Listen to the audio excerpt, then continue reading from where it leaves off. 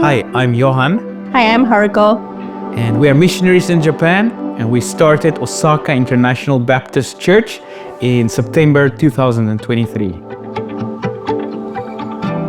I was born into typical Japanese family. Both of my parents were really good to me, but I knew that there was a God, but didn't know what kind of God I should trust in. I went to Australia as an exchange student. There, I first heard about Jesus and met Christians for my first time.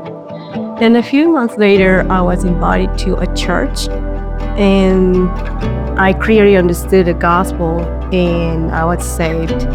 I wanted to share this good news with the rest of my family. So later on, my parents, my older sister, my younger brother, they all became believers. God was strongly speaking to me that I need to share this gospel with many Japanese people.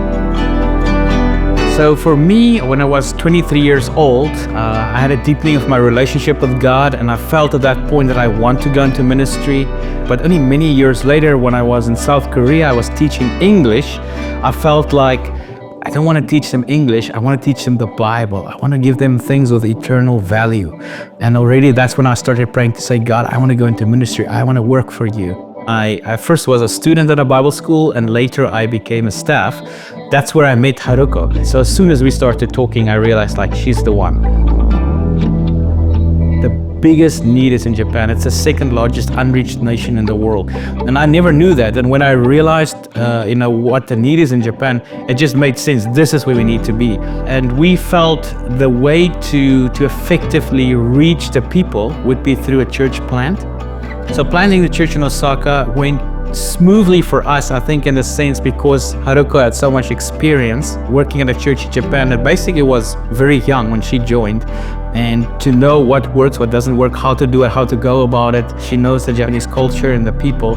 So in that sense, we did a lot of planning for 1 year. Of course, as soon as we started, we felt overwhelmed.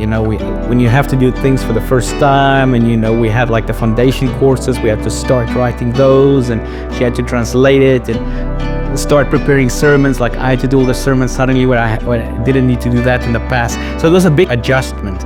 But in a way, God just blessed us in the sense that the ministries that we did do connected us with so many people. The statistics are very bad for Japan in the sense that, when you look at the internet, website may say you have 1% or even 1.2% Christians, which is not true. Everything is included in that. And so you have Mormons, Jehovah's Witnesses, and many other cults, and they all put it under Christianity. So if you actually look at evangelical Christians, and especially in Osaka area, it comes down to 0.3%. Statistics say that 95% of Japanese will live and die and not hear the gospel even one time in their life. In America, it is very easy to share the gospel. They already know about the Bible and Jesus, who Jesus is. But here in Japan, people don't even know about the story of Adam and Eve, Noah's Ark, or the famous story from the Bible. That really makes us difficult to trust in Jesus as our Savior because we don't have the foundation. The big thing in Japan is people don't like religion in general, and they're scared of church because there are a lot of cults and they call themselves churches as well. So that's the hard thing. So to reach the Japanese, you need to build a relationship with them. So English Cafe is a ministry where we have snacks and drinks.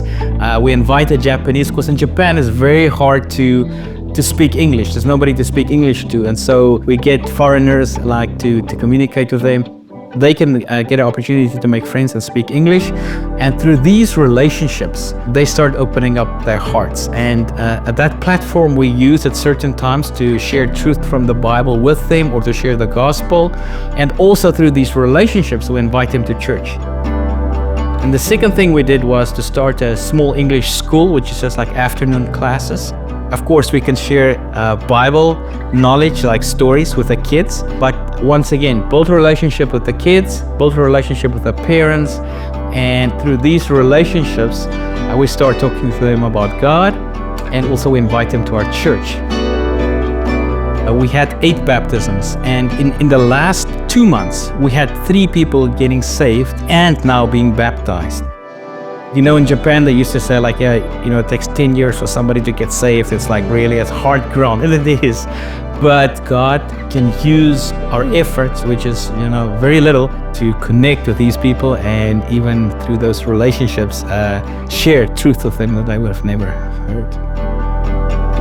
So our vision is to grow our church to such an extent that our church will multiply, and there will be more biblical churches in this city, in this prefecture, and in Japan, filled with Christian families living for God's glory. That is what we want to train. That's what we want to see happen. Even with the little that we had, He's multiplied it, and I think He's done something great already.